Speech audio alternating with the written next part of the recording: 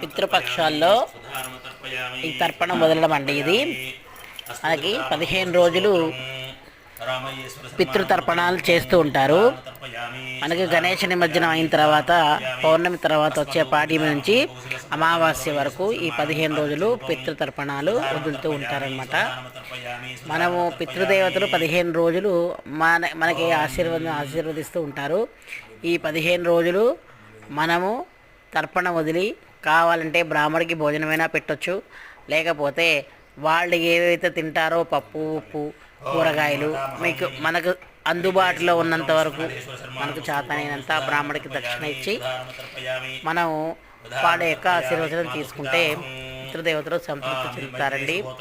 కనుక ఈ మహాలయ పక్షాల్లో కనీసం తర్పణమైనా వదిలితే చాలా మంచిది. మీ శక్తానుసారం దక్షిణ